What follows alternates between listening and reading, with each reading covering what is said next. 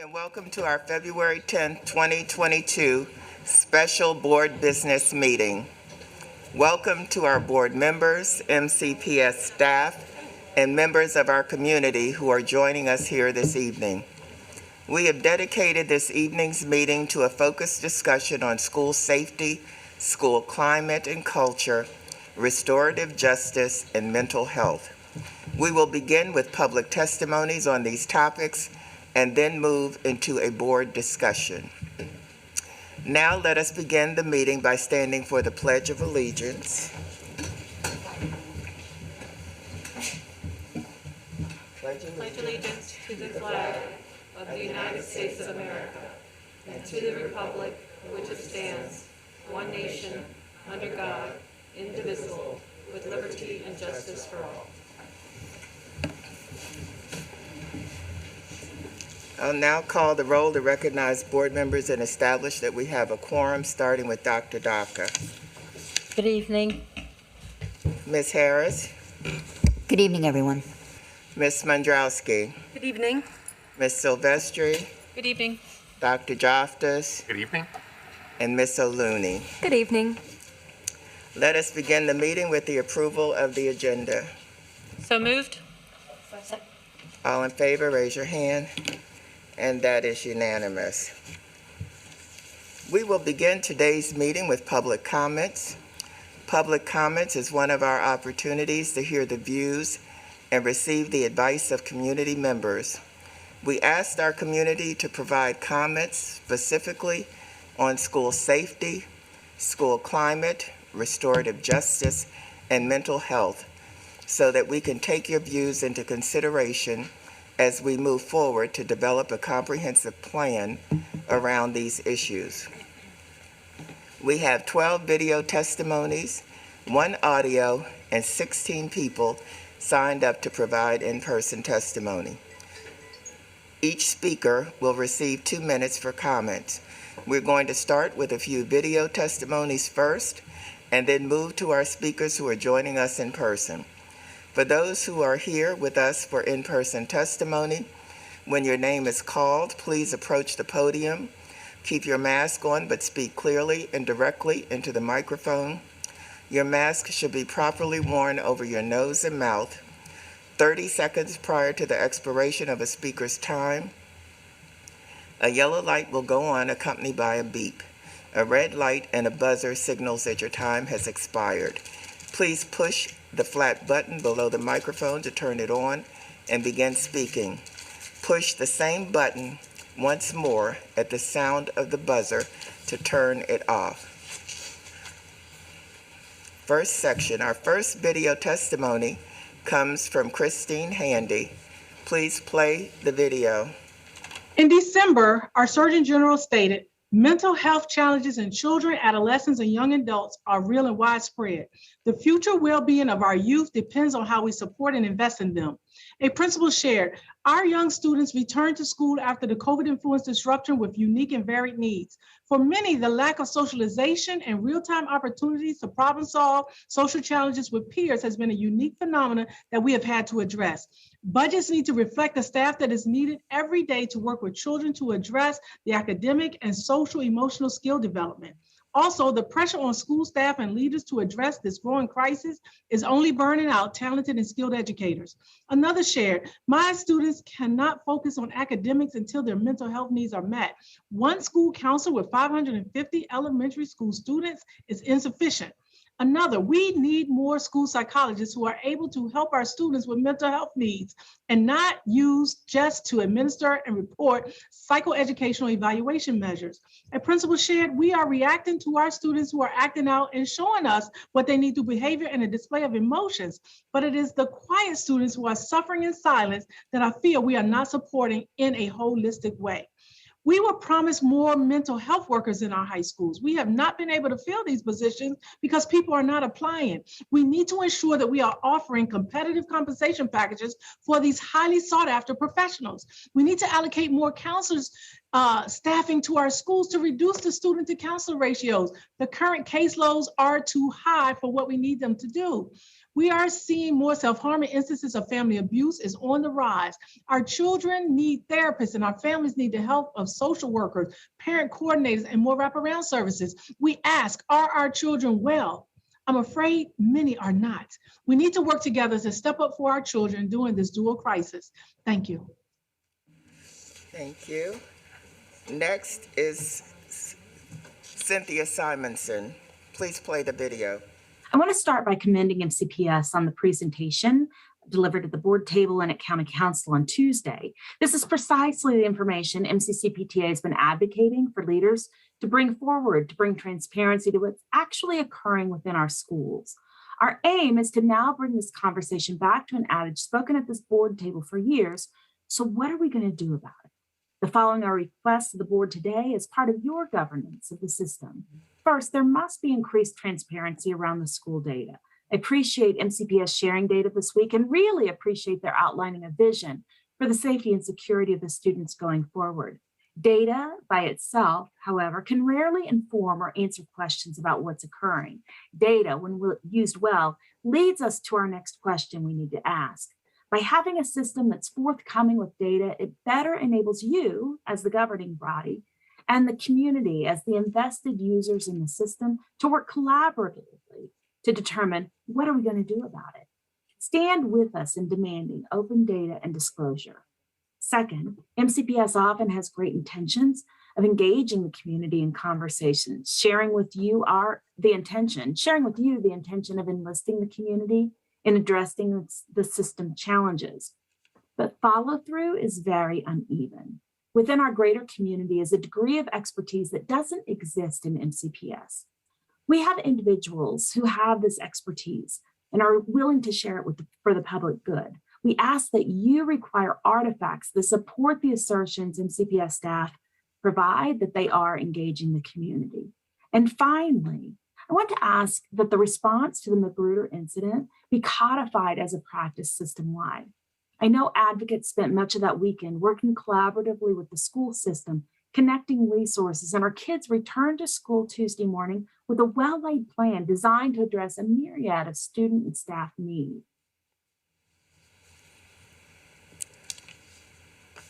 Next is Carla Morris. Please play the video. Good afternoon. I'm Carla Morris, Vice Chair of the MCCPTA Diversity, Equity, and Inclusion Committee. I want to congratulate Dr. McKnight on her historic appointment. Our committee very much appreciated the thoughtful presentation given to the board Tuesday afternoon. There are 4 areas we would appreciate MCPS considering, and please know that MCCPTA parents and caregivers stand ready to support each of these programs. Number 1, in keeping with the collaborative work MCPS is doing with Montgomery County Police Department and the questions currently being asked about equity and safety in our schools, we want to urge the implementation of climate surveys from students and staff in every school twice a year, once at the beginning and once at the end. We need regular, meaningful student and staff responses to work with to know the best interventions and preventive actions to provide in each school. We want to ensure rapid and transparent data sharing and correlated action response plans with district leaders and school communities at the conclusion of each survey. Number 2, our school communities are currently underprepared to prevent, respond to, and recover from increasing levels of violence and trauma. Fortunately, our county has this expertise. The Positive Youth Development Program within DHHS is extraordinarily skilled, but also underfunded and over capacity. We urgently urge a support of formal liaison with this program and MCPS. The county has expressed an interest and willingness to support an expansion of this program. Number 3, we are grateful that MCPS has created wellness centers, and these have been so successful that we urge the board to work with County Council to secure full funding for wellness centers in each high school. We know this comes at a significant price, but we believe it is critical to the mental health and well-being of our students. The 4 current wellness centers have received enormously positive feedback from students who might not otherwise have any access to health support. As you know, each wellness center offers professionally trained and culturally competent staff and robust somatic and behavioral health support programs. 4, we finally believe there is a clear need to provide robust wraparound services for our parents and other home caregivers who may not always know how to reduce their children's stressors or anxieties, or be able to identify at-risk behaviors and how to address them. Thank you. Thank you. Next is Allison Sweeney. Please play the video. Members of the Board of Education. My name is Allison Sweeney. I'm a sophomore at Poolsville High School and one of the policy directors of Montgomery County Students for Change. In the wake of the terrible incident at Magruder High School in January, students, parents, and teachers were struck with abject horror. In times of unrest, leaders want to do all they can to protect students. We do as well. It's one of our core values. And I want to assert to you and remind you of the repercussions that armed police officers deployed in schools have on students and the surrounding communities. While talks of restorative justice may sound trivial and times clouded with such fear, student resource officers, or SROs, have proven ineffective at preventing gun violence. Further, the presence disproportionately impacts students of color and students with disabilities, often attributed to chronic absenteeism or childlike behavior. Research does not show that increased presence of law enforcement makes schools safer. Instead, school police officers reinforce the criminalization of young people of color, serving as a key component of the school-to-prison pipeline. An estimated 21% of the MCPS student population is Black, but they make up half of SRO arrests. 80% of suspensions in the last 3 years were Black and Hispanic students, being 3 times as likely to be suspended than their white or Asian counterparts. I commend MCPS for making counseling services and mental health support available and well-known, which is crucial to supporting student well-being. Mental health support is one of the greatest investments we can make in our students, and it serves as an equalizer. Keep in mind that mental illnesses are often a symptom of poverty. In fact, multiple studies have shown that low-income adults can be up to twice as likely to have mental illnesses, such as anxiety and depression, compared to higher-income students stemming from poverty as a child and an adolescent. And yet, less than 15% of children in low-income communities actually receive services. The solution is to reallocate these funds, these hundreds of thousands of dollars.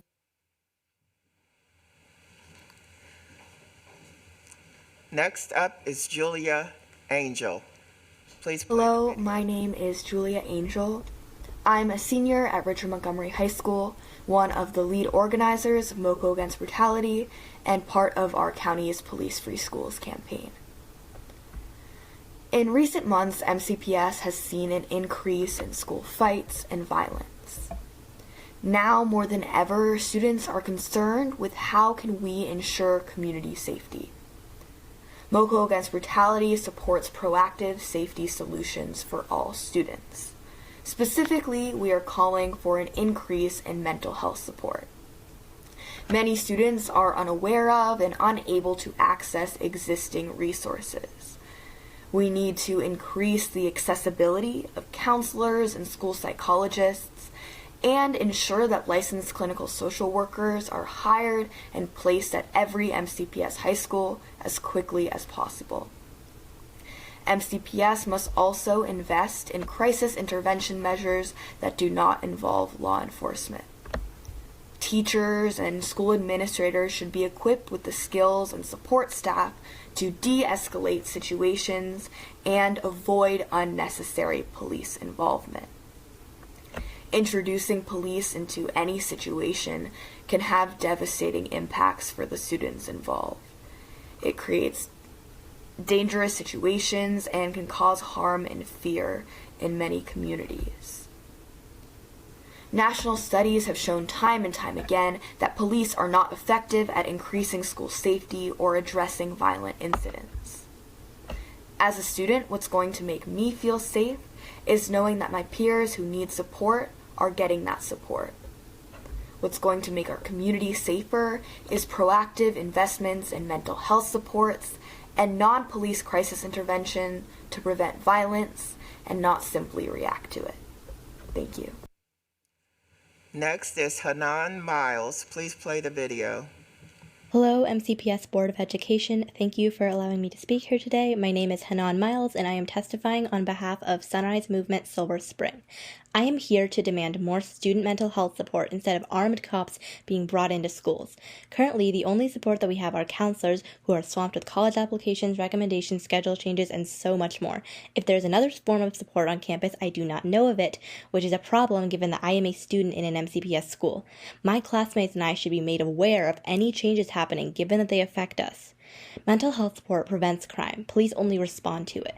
To all of the white parents demanding that we bring cops back into schools, you are valuing the perceived safety of your child over the actual safety of all of the black and brown students in these schools. A study by Hamline University in February of 2021 examined hundreds of school shootings in detail to see if the school resource officer in the building actually helped keep the school safer.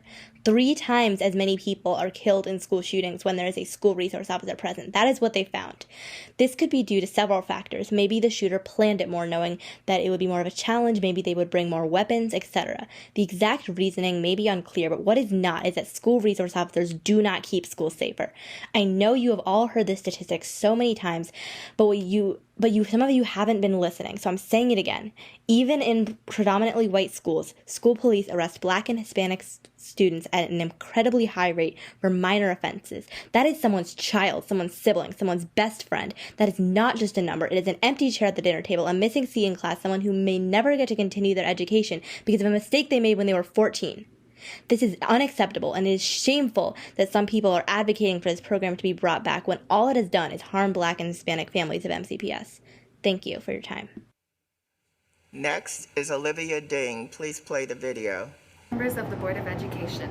My name is Olivia Ding, and I'm a freshman at Poolesville High School. Thank you for providing me with the opportunity to testify today at this board meeting. Today, I would like to talk yet again about the need for bathroom dividers in each and every single MCPS elementary, middle, and high school. To give a brief summary about urinal dividers, they are essentially slabs of plastic installed between urinals in a bathroom to protect the privacy of those who use them. In a survey I conducted, 98% of students who have used urinals with dividers reported feeling more protected and safer. Unsurprisingly, 99% of students that have used urinals without dividers felt as if their privacy was being invaded. In between classes, the bathrooms become overloaded with students waiting in line only for the stalls rather than the urinals. Due to the urinals' openness, people rarely use them because of the lack of security they feel. Urinals without dividers serve no purpose. A bathroom without privacy should not be considered a bathroom in the first place. When students are forced to use the urinals without dividers, they choose either the left or the right, but never the middle. I quote from multiple students all across the county, "It is an unspoken rule to not use the middle section. They should not and never will be used under any circumstances. By using the middle, you are not only completely crushing the little sense of privacy one has when using a urinal, but you are also crushing yours." If bathroom dividers are to be installed, the efficiency of the bathrooms would be sped up immensely. No student would ever have to feel as if they are being judged, and no longer will they have to fear using a school bathroom. According to Partitions and Stalls, a single divider would cost approximately $132. These relatively inexpensive plastic slabs would change the lives of every student who uses the boys' bathrooms in MCPS. Please consider making a change. Thank you. Next is Isabella Margerowitz. Hello, members of the Board of Education. Thank you for granting me the opportunity to speak today. My name is Izzy Majarowitz, and I am a senior at Northwood High School. Today, I am here to share testimony on the importance of school safety that centers the most vulnerable students through trauma-informed practices and restorative justice. Over the past couple of years, the MoCo Police Free Schools campaign and many students of color and disabled students have imagined a new future of school safety that relies not on a policing system but on community care. Since the beginning of this year, many students across our county have faced violence in school, most recently in the school shooting at Magruder High School. I've also experienced a fear for my own safety at my school last fall, when a student brought a weapon to campus. School shootings have always been one of my greatest fears, and the thought that one could have happened at my school has continued to hang over my head. The violence and school safety concerns that we have seen increasing in our schools this year is horrible, but I don't think the proposals to return the SROs or add metal detectors to our schools will help foster safety and warmth for students and staff.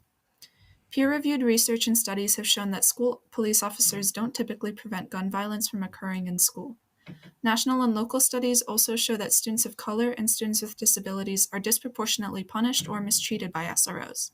Rather than reinstating a program that relies on a policing mindset and has caused serious fear and discomfort to students, I think that MCPS needs to address the root causes of violence while investing in the social-emotional needs of students.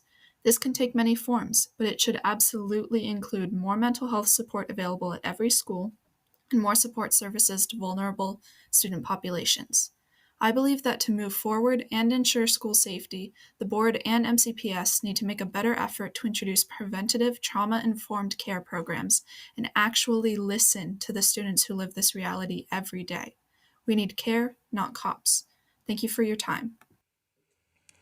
We received one audio testimony. Please play the audio. Alexander Allen. Hello, members of the board. Thank you for letting me speak today. My name is Alexander Allen, and I'm a freshman at Bethesda Chevy Chase High School. Even though I've been at BCC for less than a year, I've already had 2 times where one of my friends was actively considering suicide and harming themselves. According to the CDC, in 2019, 1 in 5 high school students seriously considered attempting suicide, making it the second leading cause of death for those aged 10 to 34. This data and the recent incident at Bethesda Chevy Chase High School show that change is needed in MCPS. I'm asking MCPS to make all schools have clear information on counseling policies. The trust of school counselors throughout MCPS schools is low, and at a time of need, a person may be scared to talk to a school counselor or scared to tell a counselor that someone is in need. To solve this, I propose making it clear what happens when someone goes to a school counselor during a time of need. While discretion should always be used by school counselors, an example of what may happen could not only ease those nervous to talk to a school counselor, but it may also cause more people, like friends of someone considering suicide, to talk to a counselor when someone is in need. As suicide rates grow, MCPS must act, and having clearer counseling policies is an important first step to helping our community. Thank you for your consideration. Okay, at this time, we'll start with our in-person speakers. First up is Stuart Nickel. President Dixon, I'm sorry. Wolf, I'm sorry. While they're transitioning, I was going to introduce some of our elected officials, unless you wanted to do it. We have a previous board member, Mike Durso. Yeah, I see Mr. Durso, my neighbor and friend. Is here as well. In the back, there's State's Attorney John McCarthy. I don't know if any others are here, but thank you all for coming. Go ahead, Mr. Nickel.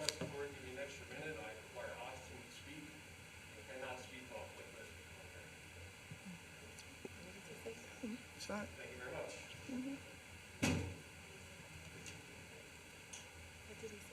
I didn't hear what he said. There we go.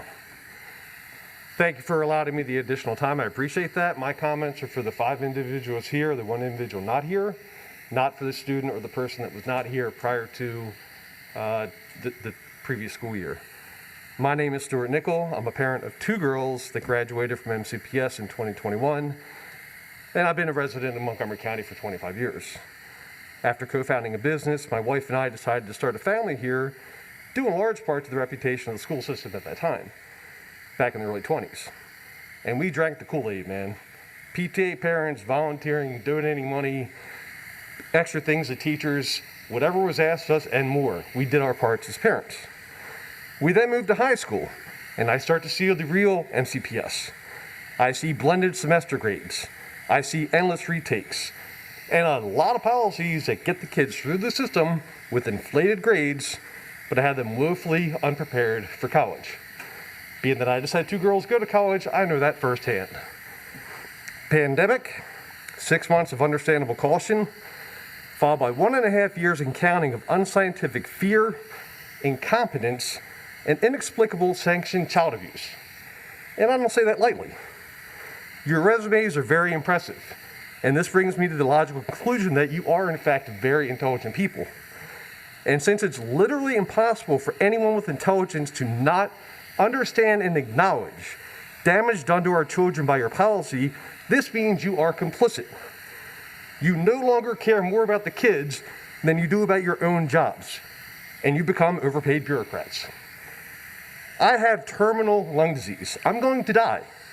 Yet, every day since day 1, I was out in the field working because I have a business, I have commitments to people, I followed through all that, and I worked and continue to work since day 1. Conversely, you hid behind a biased contract that holds you responsible for nothing. You shut down the schools, patting each other on the back in weekly or monthly Zoom meetings, and of course, saying everything was being done in the name of equity. As professionals, you are complicit, failed your community, and should have resigned a long time ago, all of you. As community members, you're cowards, absolute cowards, caring more about yourselves and the union than the children. I may be terminally ill, but I had every intention of surviving until all you were gone.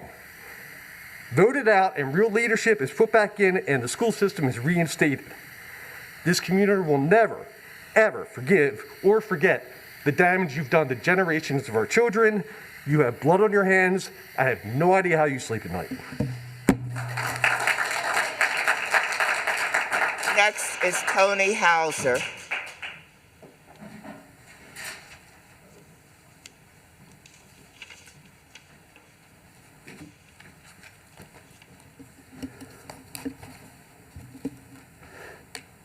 Do I do anything first? Okay. So I'm Tony Hausner. I live in Silver Spring, Maryland.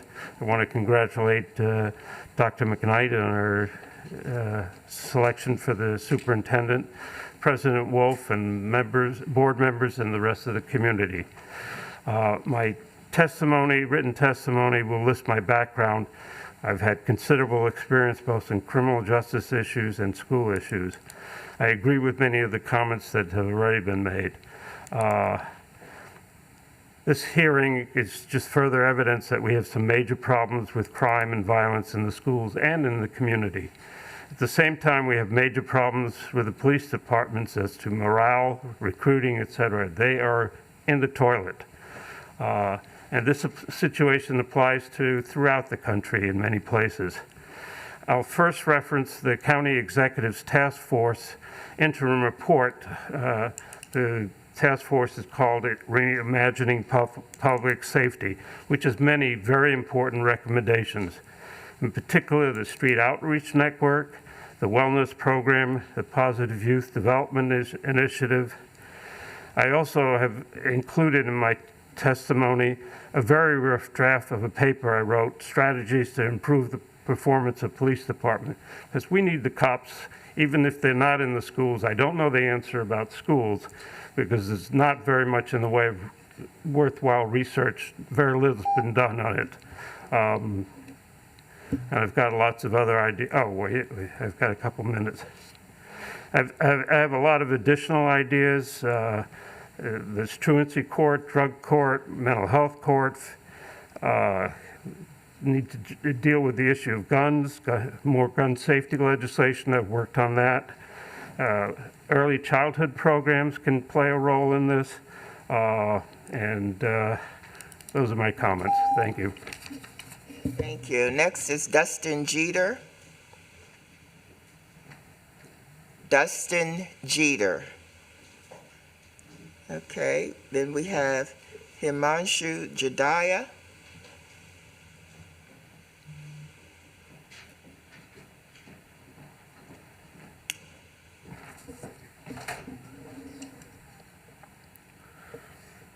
Oh, it's on? Okay.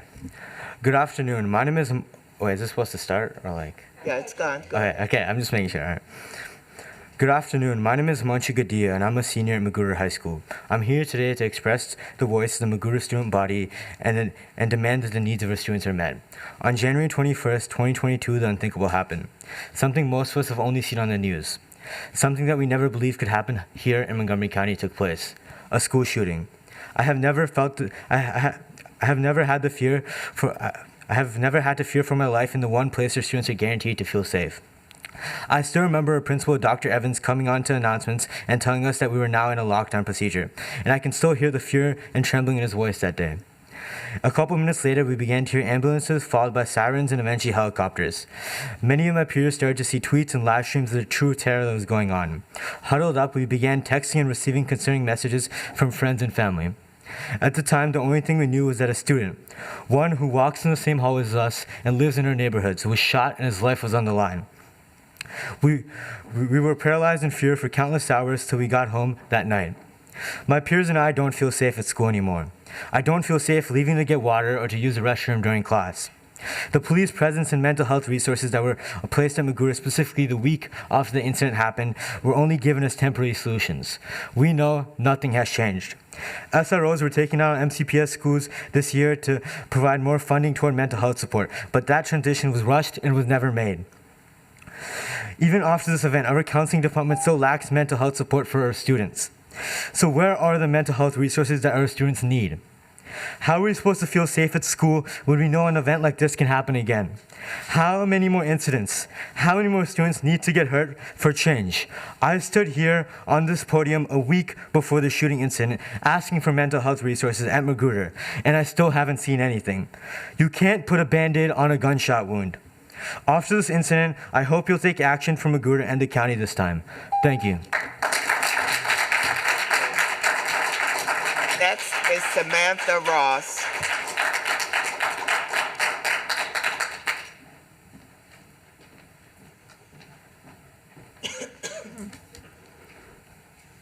Hello, Board. I'd like to thank you for the opportunity to speak today. I'd also like to congratulate Dr. McKnight on her historic appointment to the superintendent's position. My name is Sam Ross, and I'm a 9th grader at Montgomery Blair High School. I'm here today because I have witnessed school violence and students suffering with mental health issues with my own eyes, and know that something in MCPS needs to change. I say as an MCPS student, MCPS's approach to wellness and safety is not two key things it needs to be: equitable and transparent. For starters, counselors, social workers, and school psychologists are spread entirely too thin to create the environment we've seen can decrease violence and lead to better outcomes for students. I have stood at this podium and said what so many others have said before me and will continue to say again. We need more counselors. We need positions to be created to take some of the duties off of counselors' back, and we need to do it now. This also applies for security guards, who have the important jobs of not just keeping our schools safe, but connecting with students to make them feel safe at school.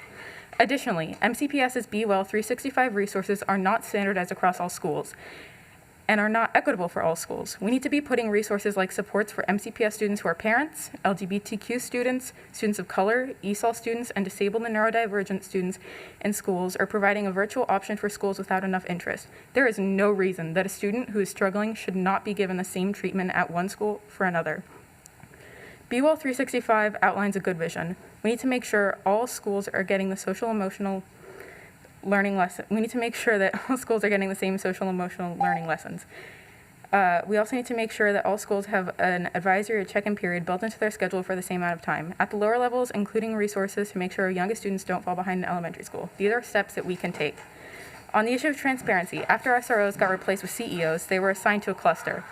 After Magruder, I thought, I technically go to a school with a cluster of 5 other high schools, and do we share one CEO? So I called the MCPS Office of Security on 3 different numbers, and then 3 different Ask MCPS numbers. None gave me a clear answer. I have more in my written. Thank you. Next is Amari Mbongwa.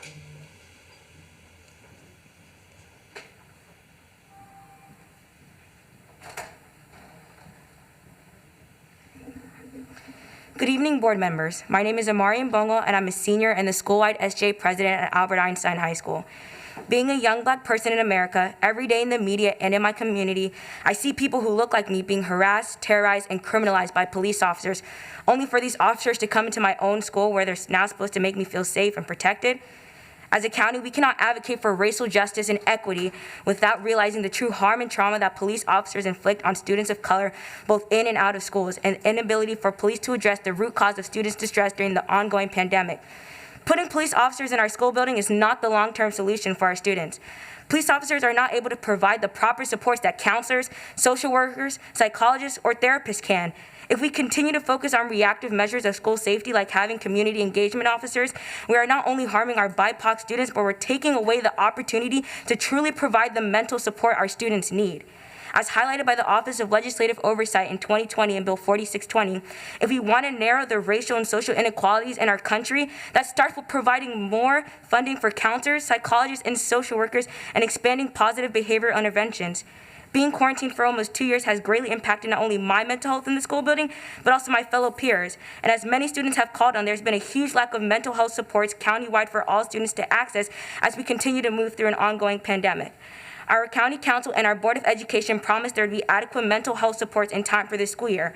You have failed to enact that promise and now suggest to re-traumatize students with the police presence instead of fixing the problem at hand. How can we expect no change in student behavior and school climate if we haven't even provided them with adequate support? I call on Montgomery County Public Schools to focus on more proactive rather than reactive methods of school safety. Our students deserve to go into a welcoming school building where they're greeted with staff members who are there to support them rather than being terrorized by a police officer. If MCPS truly cares about creating a safe learning space for all students, then we need to move towards more inclusive idea of school safety that does not include police. Thank you. Thank you. Next is Michaela Nugent. Michaela, oh, there she is, okay. Is it on? Good afternoon to the Board of Education, fellow students, and fellow community members. My name is Michaela Wan. I'm a freshman attending Seneca Valley High School and a member of the Environmental Affairs Committee on the Maryland Association of Student Councils. Tonight, I'm here to talk about the State Bill of HB 150. It is not a surprise that I have to even present a testimony on this topic here today. For as long as people can remember, hunger has always been an issue no matter where you live. But for Montgomery County, this can stop here and now. The food insecurity rates for Montgomery County is 13.1%, which continuously increases every single year. These statistics are not surprising, and I find it completely ridiculous that students' only place to afford a decent meal is during school. Studies have shown not only is hunger the only thing these students are more prone to suffer from, concentrating in school, lack of socialization, mental illness, as well as more absences in school are just a few additions for students that suffer from food insecurity have to endure. Students should not have to suffer the lack of a critical resource. They should not have to suffer knowing they cannot ask their schools for extra resources when they spend most of their lives in a school system that should be supporting them. Yet this is not the only problem HB 150 can solve. The United Nations has stated the world is not on track to achieve sustainable development by 2030. But we can help contribute to achieving that goal by supporting this bill. Maryland public schools alone create 11.35 million pounds of trash waste in just 1 year. That alone is 15.7 million pounds of coal burned. This damage we are putting our ecosystems, atmosphere, and environment in is fatal. In the end, if we do not make a change to take care of the students and environment we have been working so hard for, there will be nothing left for us to continue working with. Thank you. Thank you. Next is Madeline Gold.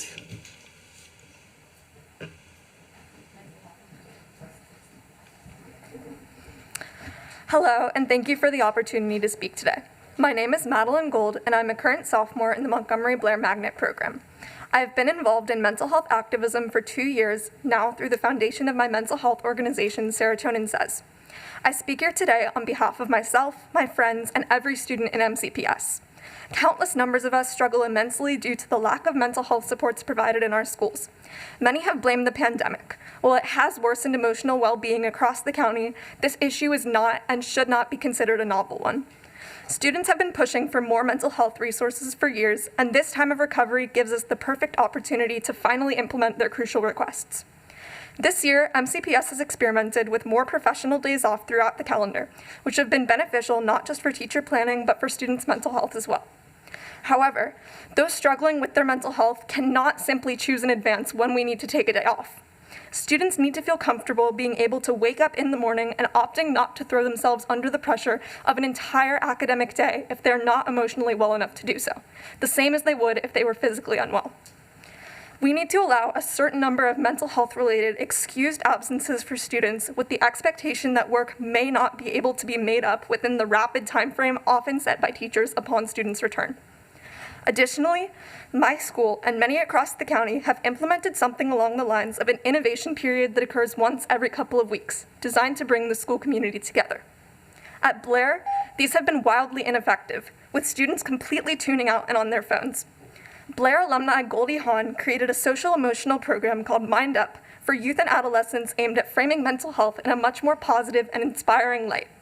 Utilizing a curriculum such as this during innovation periods, as well as implementing excused mental health absences, will not fix the student mental health crisis, but are significant first steps in the right direction. Thank you.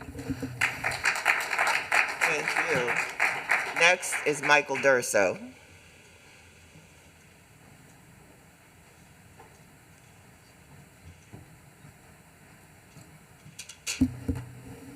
Good evening. Let me first of all congratulate you, Dr. McKnight, on your appointment as superintendent, and best wishes going forward, and to the board for conducting the superintendent search during a difficult time with COVID and all the other challenges that you have faced.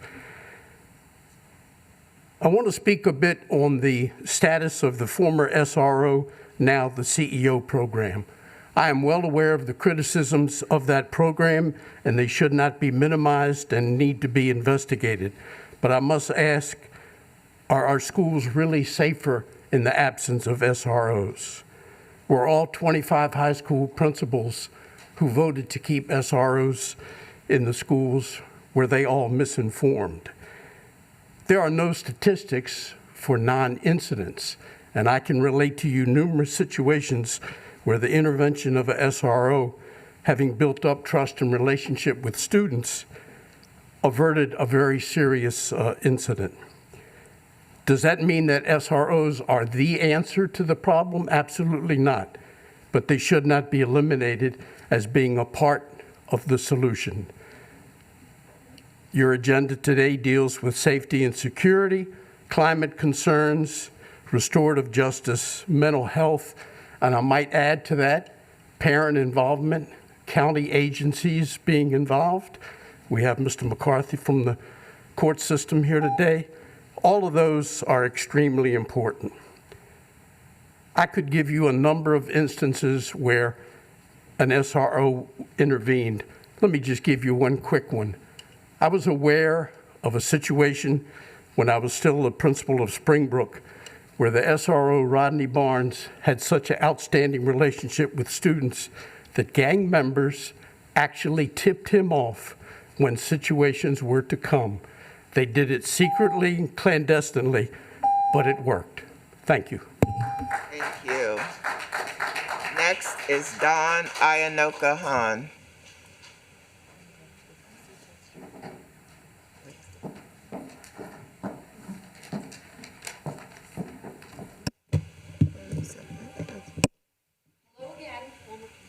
Hello again.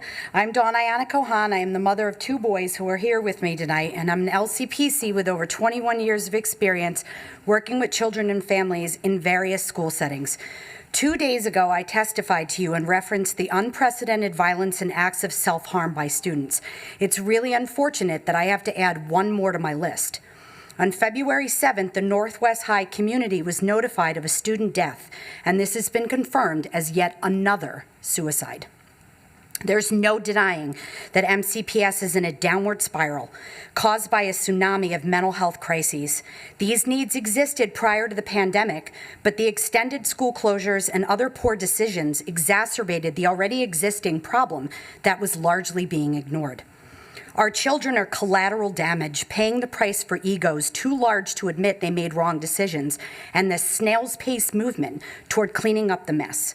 So today I propose to you an evidence-based solution, and I hope you haven't made up your minds yet, like you always seem to do.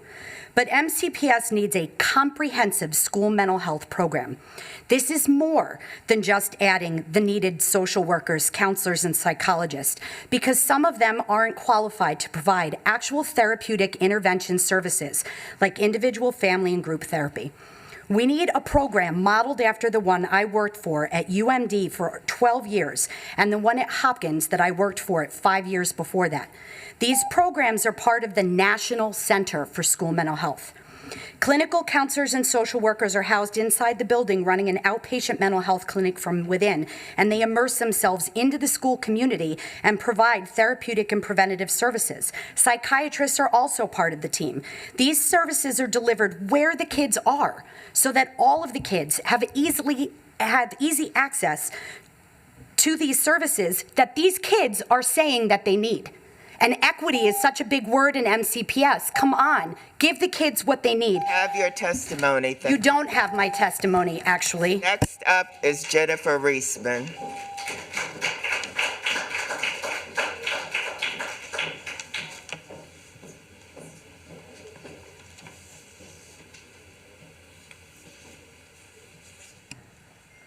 Good evening. My name is Dr. Jennifer Reisman. I'm a licensed psychologist and a parent to an MCPS student. I'm here today to tell you that our children and their families desperately need consistency from this board and this system. There is no time like now to commit to providing consistency for the rest of the academic year and the future. What do I mean by providing consistency? Let's start by revisiting the quarantine guidance, which as of today holds out students for up to 10 days if they have COVID, if they are asymptomatic. This is more strict than the CDC and our neighboring counties. Stop punishing healthy children by holding them out of school. Please revise your guidance on quarantine tonight. Keep healthy children in schools. Lengthy quarantine of healthy children further disrupts their education and their home lives. Return to the time-trusted guidance of, if you're sick, stay home. How else can you provide consistency? Commit to keeping schools open. No more color-coded charts. No more alarm-raising emails about will they or won't they have my school open. I saw more anxiety and pain in our community when we did that. And for what? How else can you provide consistency? Bring back a focus on education. Parents receive more emails and annoying text messages about signing up for COVID testing than we do about our children's academic performance, social emotional well-being, or school safety. Hand out the postcards that the moms demand people have told you to repeatedly do. Focus on something related to our children's education. Besides consistency, our children need a return to the joy that school brings. Lift restrictions on field trips and performances and extracurricular activities. Stop stealing the joy that the children need. Let them see faces and smiles. Our children need a return to normalcy. There aren't enough mental health professionals to treat the mental health issues that y'all have caused. How many students have to take their lives before we collectively uphold our responsibility to provide consistency and care? Can we take a moment of silence to let us remember the families of MCPS that do not have their children tonight? Thank you. Next is Andrea Elliott, in for Dustin Jeter. Good evening and congratulations, Dr. McKnight. My name is Andrea Elliott. I'm a school counselor at Paint Branch High. Thank you for the opportunity to testify today on the vital topic of our county's school system and a deepening mental health and social support crisis. We are facing a pandemic wherein the COVID-19 pandemic is simultaneously fueled by and worsening pre-existing socioeconomic inequality. The mental health toll the pandemic is taking on our students, educators, and community have greater impacts and higher levels of risk. Within marginalized communities, mental health and social support resources were already scarce and will soon deteriorate to the point of irreversibility if we continue not to do something about it. With COVID, the risks, burden, experiences, and outcomes have proven to take a toll on all, but this is especially true in Black and Brown communities. Compound with this with pre-existing social and economic disenfranchisement, and the outcome will be detrimental. As we are in National Counseling Week, we cannot stress enough the need to address the social determinants of health as it relates to the support we are providing for our students. Due to the stress, fear, anxiety, and treatment disruptions caused by COVID-19, we are falling further behind in addressing the mental health and social support resources that our school system so desperately needs. Our County Board of Education and MCPS needs to have a mental health program approach that addresses the needs of the entire school district population with a focus on at-risk communities. A shift in resources will be integral in addressing mental health crisis and the lack of social support resources that are heightened by the COVID-19 pandemic. As your budget is finalized, we need you to focus on the mental health impact of the COVID-19 pandemic, as well as how it is exacerbating. Is that over? Okay, thank you. Thank you. We have your testimony. Next is Karen McNulty.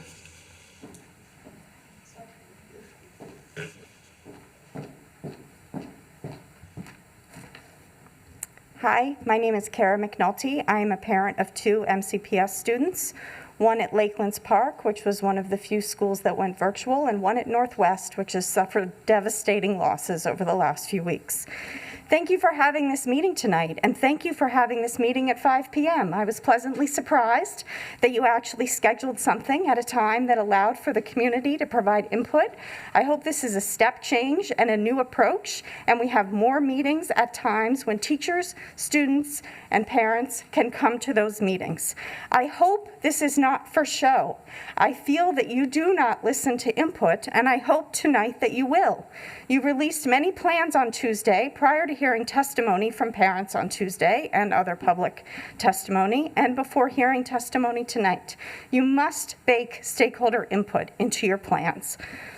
This meeting is called a special meeting. It was not part of your typical schedule. It is happening 20 days after the school shooting. Tomorrow is the 3-week anniversary of the Magruder shooting. The last time you had a special meeting was on December 7th, when you realized your votes at the December 2nd meeting were invalid. That meeting was about removing school instructional time. So it took you 5 days to correct a school calendar issue, and it's taken you 20 days to have a meeting after a school shooting. Do you think your priorities in order? I am not sure that they are. MCPS is in a downward spiral. I have seen very little action from this board. You are passive attendees at these meetings, providing very little oversight or accountability.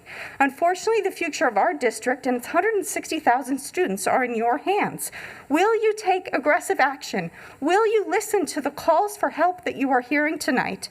I hope that we hear about some very clear decisions coming out of this meeting to return schools to normalcy and provide the mental health supports that are needed in these schools and provide for a safe environment. The community is counting on you. Do not disappoint us. Next up is Holly Ogoridis. I hope I pronounced your name correctly.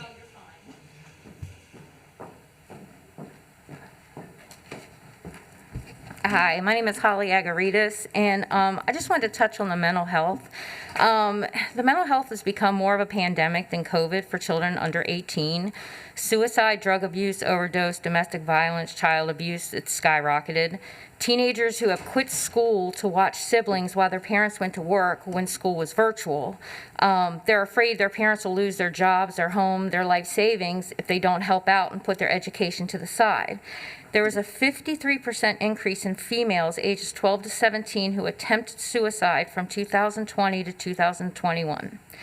Children are anxious, irritable, upset, and depressed. Their teen years have been taken away for over 2 years now. Things they cannot get back. Graduations were canceled, proms canceled, virtual schooling where a lot of kids couldn't handle being isolated from their friends, teachers. However, we've got politicians, athletes, and celebrities who are still going out to parties, dinners, award shows, and sporting events maskless. I mean, we open casinos before we open the schools. These kids can watch thousands of people attend awards and Grammy shows maskless, but yet they can't have a prom or perform their schools. It's not 2020, and we need to do better to get our kids back to normal with more mental health help. We've caused so much emotional harm with fear. Everywhere you look, the narrative of wear a mask or you'll kill grandma, don't hug grandma or you could kill her is being pushed. Cartoons, children's stories, they're pushing this every day. Children are petrified that the simple act of hugging or giving their parents a kiss goodnight will kill them. We've got to do better. We have got to get more mental health professionals into these buildings to help these kids. When is it going to end? When are we going to let them get back to normal and be kids? Thank you. Next is Daniela Durazio.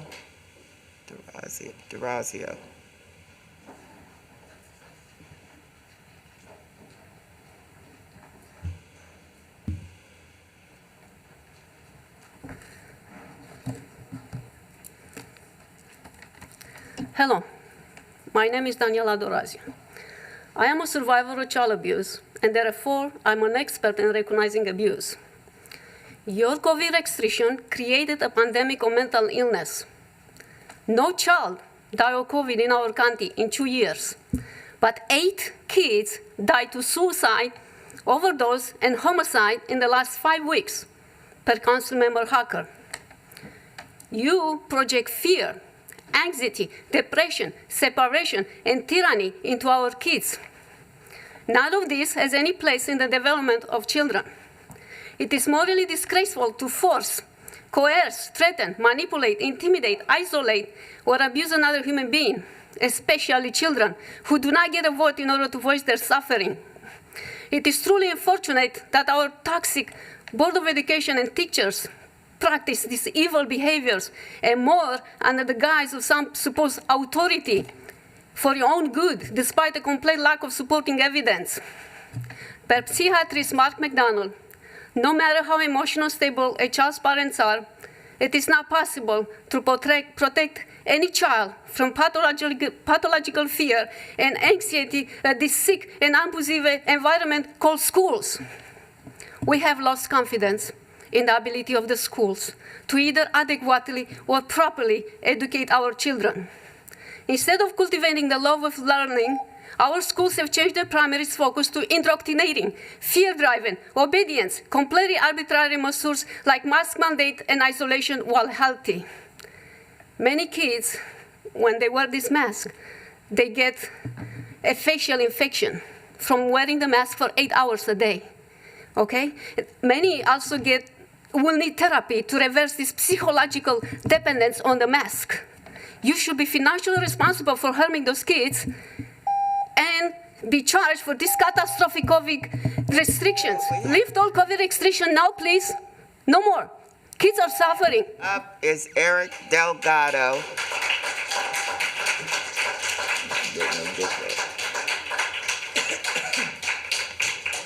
Eric Delgado.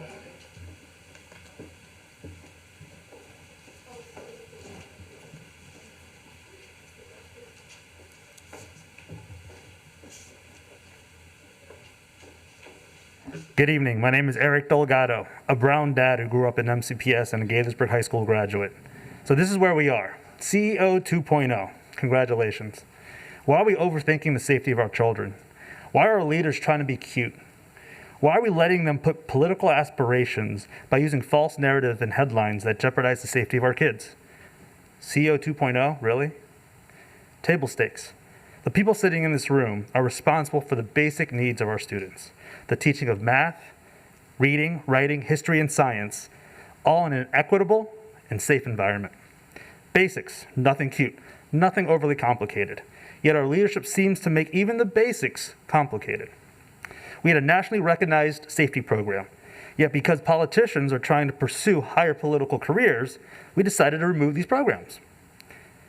We were told school to prison pipeline. We were told inequitable arrests of black and brown. Well, let's pull the onion back a little bit and understand that those are frankly lies. Let's take a closer look. Page 96 of the 2016 OLA report clearly shows that the school to prison pipeline in MCPS was down and close to nearly zero. Zero, folks, zero. In regard to the disproportionate black and brown students being arrested over white students in 2019, the delta was 8. 8 students in a population of almost 170,000 children. We changed an entire program on 0.005% of the population. We placed unkept promises in place. Unkept promises. Health and wellness people. How many did we have last week? 2. This week we have 5. Congratulations, folks. Stabbing in parking lots, lockdowns, and oh my God, a shooting in a school. When was the last time we had a shooting in a school? It never happened. Bring back a real program, not some 2.0 version, because eventually it'll be a 3.0 version, and eventually it's going to be a disaster. Time to wake up, folks. Focus on the basics. Thank you. Thank you. Next is Robin Walmark.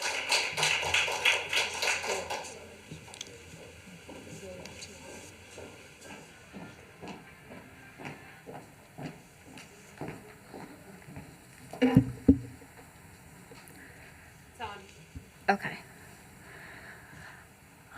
Okay. Hi, can you hear me? Good evening. I'm here to speak tonight on the ongoing mental health tragedy unfolding in our community. This past December, Surgeon General Vivek Murthy called attention to this mental health crisis at a national level. Dr. Murthy outlined in his December report alarming rates of depression, isolation, anxiety, and suicide in children and adolescents. And we are clearly seeing these diseases of despair affect our MCPS students as well. In just the last 3 weeks, my family has been personally touched by 4 young lives lost. Bright futures disappeared in an instant. And Dr. Murthy's December report offers clear guidelines and information for parents, teachers, and students that could be immediately distributed into our schools. Parents and educators need to be aware of suicide warning signs and how to access services in the community. I brought a copy of that. Additionally, our schools must become a place of connection and belonging for all students, because mental health is health. We need age-appropriate mental and emotional health education curriculum, teaching children how to identify signs of mental health issues in themselves and their peers.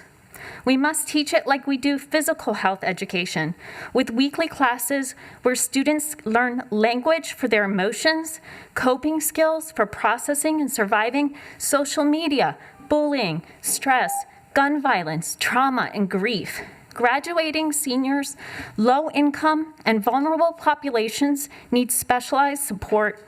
Children and adolescents are 6 times more likely to seek mental health treatment at school, so we need therapists and school psychologists available in the school building, with expanded access to virtual options as well.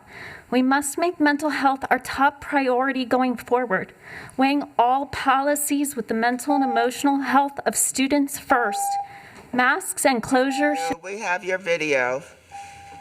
Thank you. We have 4 additional videos. Next up is Bridget Howe. Please play the video. Good afternoon. I'm Bridget Howe. I'm a MCPS alum and a parent of a MCPS 5th grader. I appreciate the opportunity to share my thoughts with you about how we as a community can collaborate to provide our children with a healthy and therefore safer environment. We've had a lot of traumas over the last month or 6 weeks involving young people, multiple student deaths, assaults, the system's first school shooting, dozens of police calls to schools, children going missing for days and weeks, and many arrests of people 18 and under. It's troubling, but it's imperative to understand that our children aren't going to be safe or secure until they're well. And right now, our kids aren't well. Mental health crises are escalating and the help that's available isn't enough. So what can we do? We need bold action. And while I'm talking to you today, this is not your sole responsibility. We need a community commitment to well-being. This means we need to understand the scope of the problems by creating a dashboard and collecting key indicators from multiple sources. For the past 6 weeks, I've been tracking student deaths, arrests of youth 18 and under, police calls to school, children reported missing, and other traumatic school incidents. Looking at those indicators in one place tells a troubling story. Once we know what we're dealing with, we need to identify key resources and partners and move forward. The plan presented to the board on Tuesday is a great start, and I recommend that additional resources be poured into the prevention and well-being elements of the plan. We need wellness centers at each of our high schools. Wellness rooms for decompression and mindfulness should be installed at every MCPS facility, even here at Carver. We need an emergency response coordinator at MCPS who connects with other county resources to support school communities in crisis. We need to trust the expertise of partners like Positive Youth Development Team at DHHS and the Street Outreach Network. We need to give our teachers and administrators the tools they need to feel comfortable with social emotional support without burdening them with responsibilities they're not prepared for. And most importantly, we need to listen to our key stakeholders, our kids.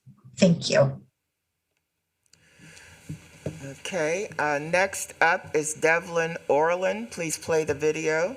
Good evening, esteemed members of the Board of Education. My name is Devlin Orland. I'm a recent graduate of Montgomery County Public Schools, where I was involved in student government at the county and school level, and most recently served as the Student Wellbeing Action Group member, where I was working specifically in the discipline subgroup, writing recommendations to implement restorative justice in all Montgomery County Public Schools, and specifically removing police officers from those schools as well. And I think that that dichotomy is really important to begin with, and the idea that the police as a criminalizing and punitive unit cannot be involved in the restorative practices of RJ, and that the police as criminalizing students of color repeatedly cannot be involved in creating a school climate that is supportive and actually fosters the preventative measures of RJ.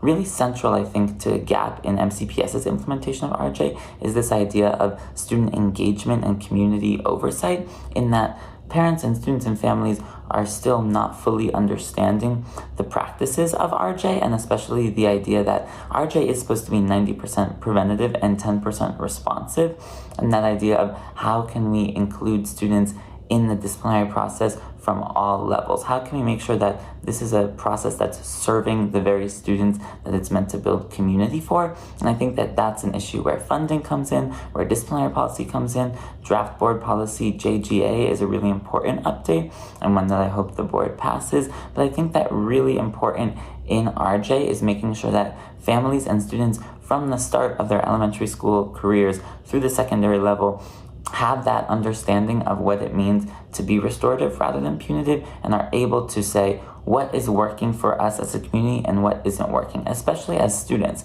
The students are the ones in the school responding to these issues, and their voices and their oversight of the disciplinary process is really important, as is restorative justice. Thank you.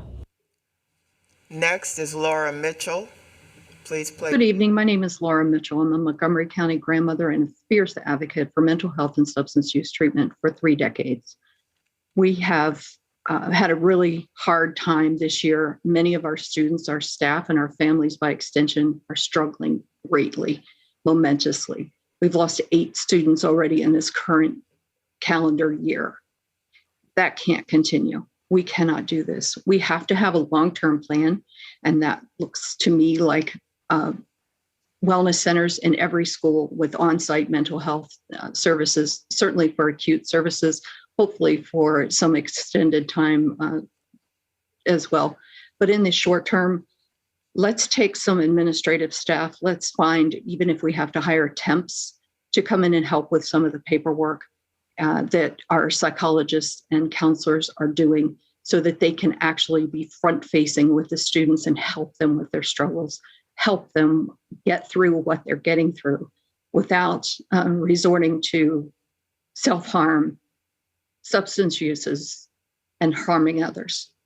Please, please do what you can to help them now. Our final video comes from Lyric Winnick. Good afternoon. My name is Lyric Winnick, and I have been an MCPS parent and school volunteer for more than a decade.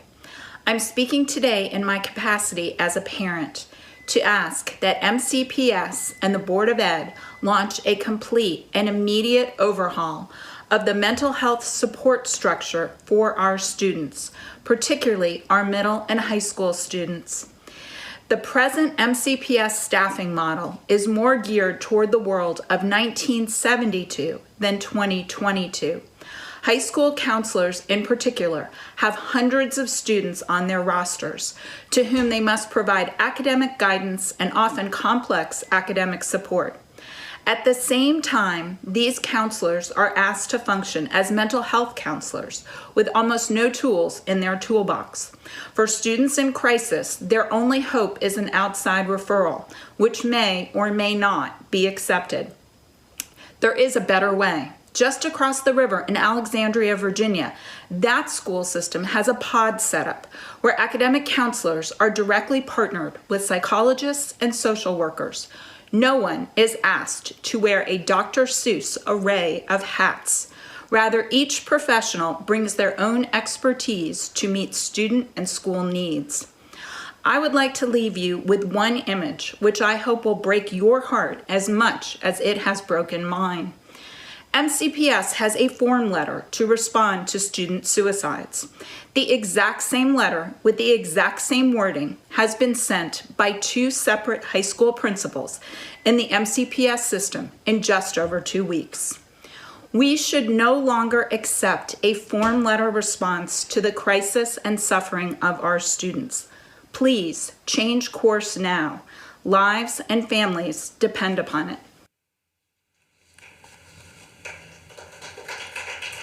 Thank you to everyone who provided testimony on these important topics this evening. The board will begin a discussion on these issues tonight and will continue addressing them at our next business meeting on February the 24th. I'm going to open the floor for board comments now and discussion. I have a couple of things that I want to say to sort of guide this discussion. So I have 6 criteria that I wanted you to consider. Based on what you have heard and what you know, what are the critical issues and concerns in MCPS regarding safety and security, culture and climate, mental health supports, and restorative justice? What's working well in terms of safety and security, and what's not working well? What are the opportunities for improvement? What questions do you have about what the school system is doing around these issues of safety, security, culture, climate, mental health supports, and restorative justice? What suggestions do you have for the administration to consider as they continue their work in these areas? And lastly, what else do you need to know to move forward? At this time, if you turn your light on, I'll start with Ms. Mandrowski. She has her light on. Thank you. I want to say thank you to everybody for taking the time to come out and testify today and submitting their testimony. I have a couple of questions, but I'm going to start with just 2 and move on to let everybody talk. In reference to the mask mandates and the time for quarantines and things like that, we don't make those decisions, contrary to what people think.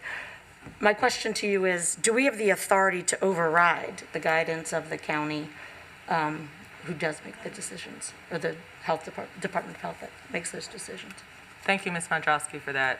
I'll first begin by saying we do follow the guidance that is put in place by the state. As you know, the state board did put in a mandate in terms of masks for the entire state earlier this year when there was much controversy around it. So it really depends on where the guidance comes from as it relates to the school system, which is why we then fell in line with exactly that policy, although we had it in place before the state made that mandate.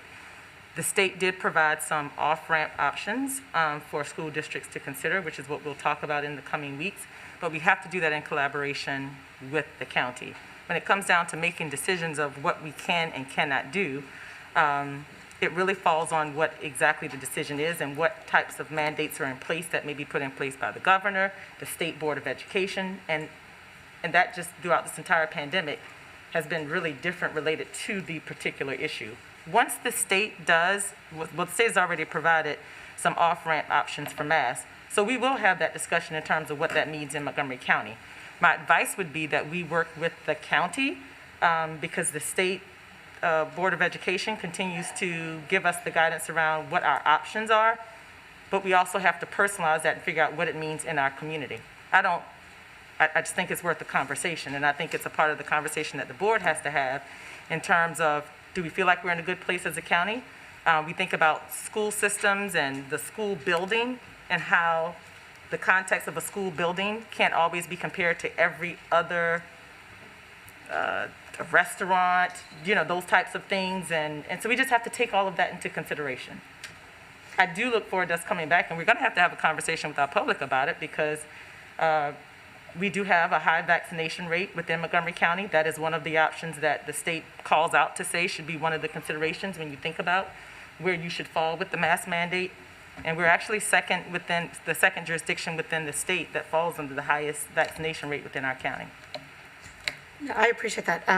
My family's in Florida, so I've been trying to follow along with what they're doing and what their results are, but it's hard for me to get a sense of what the effects are from all of the things that we've done versus all of the things that they've done. It's, there are a lot of variables, so it's hard to tell, but I just wanted to understand when we would be having the conversations with the county. And if the county removes the mask mandate for indoor on the 21st, I believe it is. February 21st. Will that have an effect on what we do? I would assume that it would, but I don't know for sure. Absolutely. We had a meeting last week to talk about the state guidance. That would have been last Friday.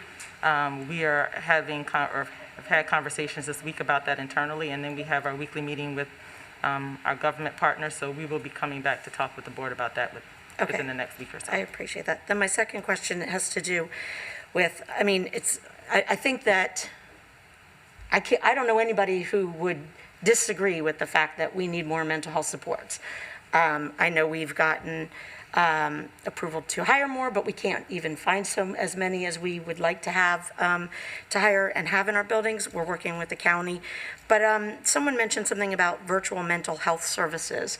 I know that I have a child who participated in a program like that during COVID, and it was very helpful. I know we've had conversations about it here at the board table, and I thought we have funding for it. So I was just curious where things are with that. Thank you. I'll ask the team to talk about the virtual piece more specifically. I do want to say up front, I absolutely agree with you. Any option in which, or any way in which we can provide mental health support for our students, all of it should be considered. In person, virtual, I think we should have no limit in terms of how we do that. Yes, good evening.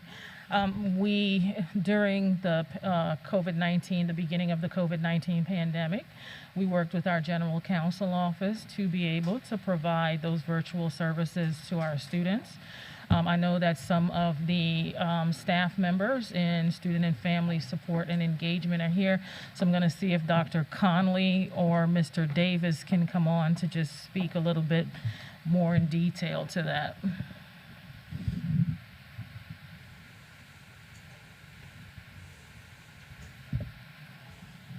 Yes, good evening, to everyone. Yes, we have received support, as Ms. Rubin said, from our Office of General Counsel in order to move forward with supports for mental health, telemental health, and I have been in contact with several organizations that provide that support. We are looking forward to being able to offer that.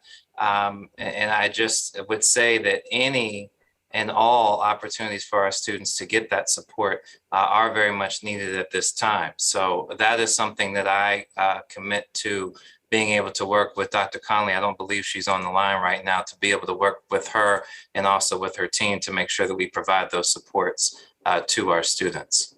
What kind of timeline are you estimating before this starts?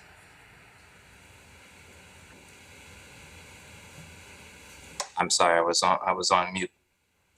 Could you repeat that one more time, Ms. Pondrowski? Sure. I was asking what timeline you expected before that starts happening. If we've got approval, couldn't we start next week? I would need to circle back with the team in order to confirm that. So I don't have an exact timeline for you. I do know that the need is immediate, which we have heard, but I unfortunately, I don't have an exact time to commit to. Ms. Mandrowski, I'm going to ask, we come back to the board on Monday, the 15th, to talk about some of the budget investments and amendments, and mental health support is one. We'll make sure that we are clear on Monday about what that looks like in the timeline of it, because we have very specifically designated increased funding for that, and I do want to provide transparency around what that should look like and when. So yeah, thank you. I appreciate that, because I actually thought we were already doing it. So thank you.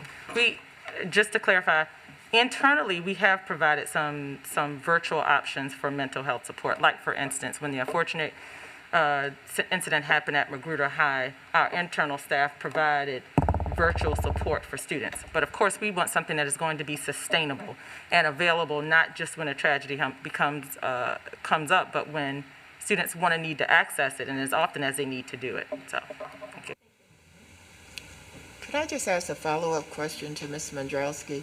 When you say you're going to provide virtual telehealth support, and are you looking to find people that are local, or would you consider hiring counselors from around the country who can log in with our students? Because I think we're not going to find them all here in Maryland. So I'm trying to figure out, can we use our virtual platform more aggressively to provide that kind of support? And if so, what does that take in terms of student confidentiality and things like that?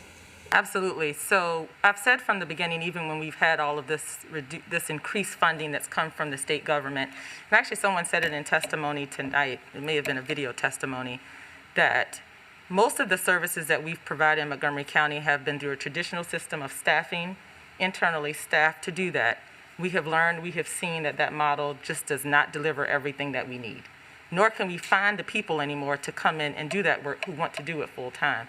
So we have absolutely committed to contracting out services that are needed to continue to support some of these areas in our school system. And I know sometimes we hear even advocacy for additional funds to give to our staff to do some of the services, but we also have to be thoughtful about that, because how much are people able to do very well in the way that we need them to provide those services. So contracting out these specialty services absolutely is and continues to be a priority. And yes, we start locally because it is great when people understand the context of our community to be able to provide that. But if the expertise is needed and there are services that can be provided outside of our county, we have to do what's necessary for our students. I guess I'm wondering, how long does that take to get in place now? That's the real key. So depending on the cost of the contract, and yes, in many cases when we contract out, we have to have MOUs to be able to put things in place around student privacy and all of those pieces. So in terms of the length of the process, I would look to legal for that in terms of the time, but that's one consideration. The other is also making sure we find the contractor that meets the needs. Throughout COVID-19, we have contracted out services in many ways, and because of the size and depth of our system, sometimes when they're then providing the services, we then understand that they can't provide it at the capacity in which we need. So my final question about this virtual thing is, if you're using people who are outside of the school system, do they have to go through the clearance? In other words, if you find them, then do you have to put them through the fingerprinting and all of that? If they're doing virtual services, how do you ensure that you're hiring the right people and you're not hiring? I'll direct that question to the team who can give the specifics about the process. So thank you. I'm going to preface my response by saying we're having a real hard time hearing you, so I'm answering what I think your question is. In terms of obtaining the services, how long it's going to take and so forth. Well, first we have to find an organization, a collection of persons that can provide the services that we're looking for. And then, of course, we would need to put protections in place for the student privacy, whether it's a consent from parents. There are a variety of measures that would need to be put in place to do that. And we would also have to take into consideration, and this would be part of finding the providers, ensure that they have proper licensing, because if they're if they're someone that's outside of the state of Maryland, are they in fact licensed to provide services to persons in state of Maryland? So those are just some of the factors that have to be considered when putting together such a service such as this. But my office is working with Ms. Rubin's office closely to bring this to fruition as quickly as we can. Okay, and then we'll get the update on Monday then. Right? But a security clearance would be part of that process for the person, right? Even though they're licensed, you'd have to go through anyone that interacts with MCPS students has to go through a certain level, and that's of background check and so forth. And that's probably part of the question I couldn't hear before. Yes. Okay, thank you. Ms. Saluni. Yes, we had a number of students today come and testify about various issues ranging from school safety to increases in student self-harm incidents to gun violence. And I think it's worth noting that none of those students pointed to an increased police presence in our schools as the answer to the problems that they themselves or their peers experienced. And all of those students asked for increased mental health support in their schools. Obviously, this sample is not representative of the entire student population, but I do think it's worth talking about that maybe we're looking for the answer in the wrong place. I really do think that right now we're in the middle of a mental health crisis, And that is where the problem begins, and that's where we need to start thinking about it. Earlier today, I visited Martin Luther King Jr. Middle School, and this was one of our few schools that had to do a temporary 10-day closure due to their COVID-19 cases. And I talked to some staff members and some administrators who were very candid about the fact that they had all seen and experienced a drastic increase in the days that they returned from virtual learning in student violence, in misbehavior. And to me, right, the difference in those 10 days that they were virtual to now isn't any difference in security or police presence. The difference is when students were in person, they had easy access to mental health support, to an extent, and they had a peer group to support them, and they had staff to support them. And then when they were virtual, they lost access to all of those things.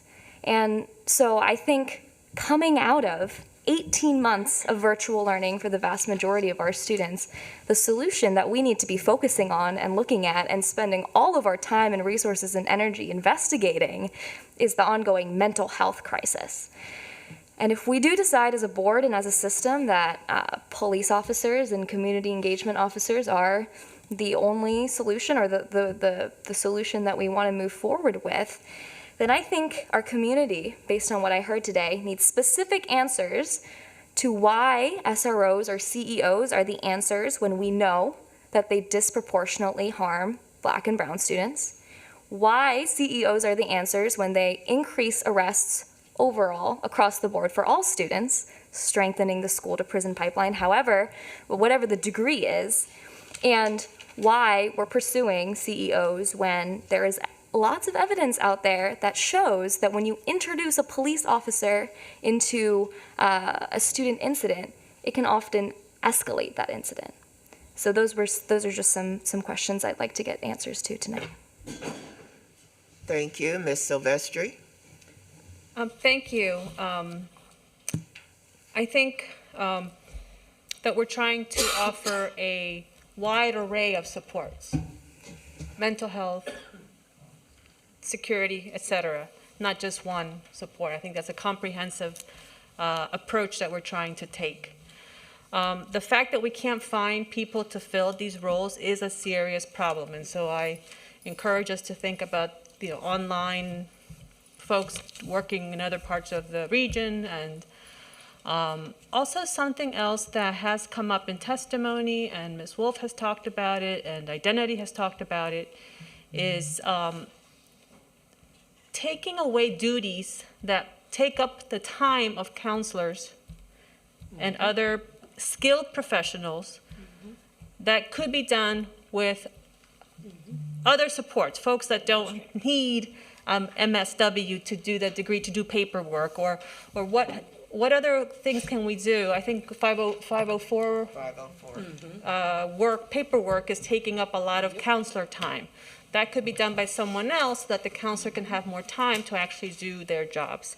And so I really want us to think strategically about what can be taken away so that the people that we do have in place can focus more on helping children. Thank you for that, Ms. Silvestri, because that's a big concern of mine, that they're spending their time on duties that are not their duties, really, or should not be. The executive director of Identity has also talked about, okay, so you can't get all the 50 social workers. What other strategies, what other support groups, I'm not a mental health provider, so I don't have the vocabulary, but what other lower level interventions could you do with a less trained person? Well, it's not the high level therapy that you want to offer, but it's still going to help them process with their peers. I don't know. So lower level interventions that are not the Cadillac that you want, but are still providing support to students. I really want to understand, and I said this at the last board meeting to Ms. Rubens, is what are we doing for the students that are getting in trouble? So the ones that are the ones that are getting into fights. The data that was presented at our last board meeting talked about serious incidents around drugs, serious incidents around threats, sexual misconduct, harassment, assault. suicidal ideation, knives, and weapons. So if someone gets caught with drugs at school, if someone does make a threat, if someone is doing sexual misconduct, harassment, what are we doing to address it? I mean, it's one thing to discipline them, but how are we connecting them to resources so that this doesn't happen again?